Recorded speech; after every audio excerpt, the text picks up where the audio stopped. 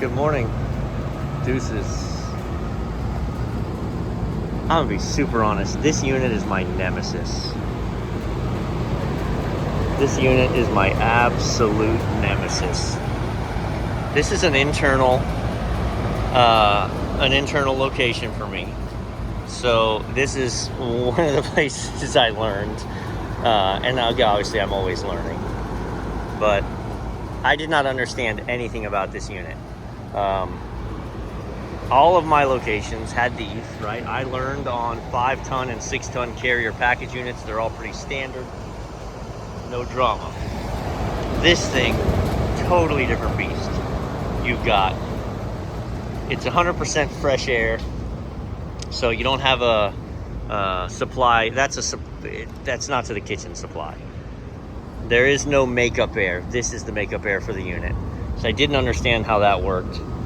I really didn't understand. This just scared me because it looks and feels so much different than those units.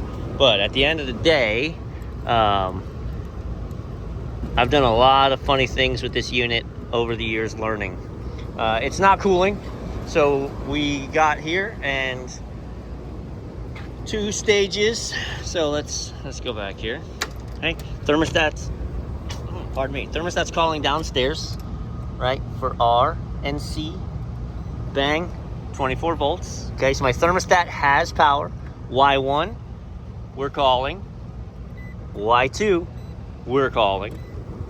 But from a contactor perspective, this contactor's pulled in, that one is not. Can be, and the compressor sounds horrible.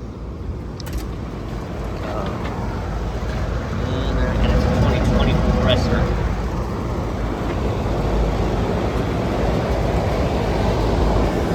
So,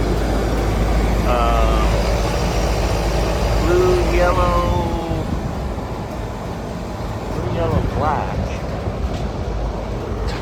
They do it the same way either way. I was gonna say there's a good way to cheat, which is using the legend, but this is first stage cooling. That is not pulling in. So I've got my gauges on it. It's 410 and we're good. We're like 210 head pressure. We're basically equalized to 200 and it's not running. So we come to volts to figure out why are we not running. Low pressure switch. Yep, that's speaker wire. That's speaker wire. I told you I've done a lot of things with this unit over the years, trying to learn. Now, when I test across this, I get 0 because my low pressure control, I can tell you simulatedly I've done it. I get 0, and 0 is what you want when you're testing across a switch, because that means it's closed and you're passing your voltage proper. I don't like these, aren't fitting very well. I need to crimp the metal end shut. And then when we test across the high pressure switch, we have 24 volts, which means I'm off on high pressure. I'm off on my high pressure switch, but I don't have high pressure. So what I'm gonna do to test that is I'm gonna pull those off. I'm gonna grab trusty dusty, I just had it. There we go. Bam. Who needs a real jumper? So we touch high pressure switch. Hey! Compressor pulls in, or contactor pulls in, compressor sounds terrible. So here's my high pressure switch. And I've talked about this before. I shot a short saying, oh my gosh, like, really? Look at that terrible weld job. I did that. That's me. It's not leaking, but it's terrible. This was leaking for a minute. When we put this on, I put this on and walked over there and got it to run the vibration, loosen this up a little bit like that, and that's why we've got oil everywhere. I'm going to put on a new pressure switch because this one is supposed to not open till 610 and we're at 200. So we've definitely got a failed pressure switch. Yeah. The other thing I'm going to do before I change it, is I've got it wired in here. I'm going to unwire it, and then I'll test continuity of the wires directly to there by, if I can wire the wires up together here and it starts, then I know my wiring is good, because you can start changing the switch and find out that my wire's broken in there. I don't think so, but it's worth the 2 minutes just to be sure. Right. Pressure switches, and temp probes.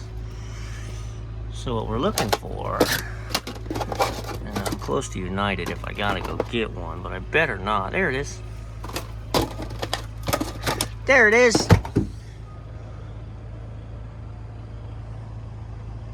High pressure, 610, 420. Cut out at 610, cut in at 420.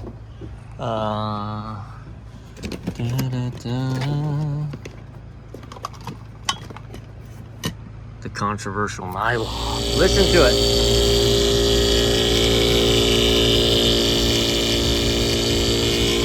I'll show you. I just took my gauges off because the pressures are actually running okay. Head pressure came down. We're running 420, 40-degree coil. I may get some Subco 88, try and inject it into this guy to see if we can't give it some relief. But I'm guessing it killed its old probe spiking, and it does seem to want to spike head pressure at times. My coil's pretty clean.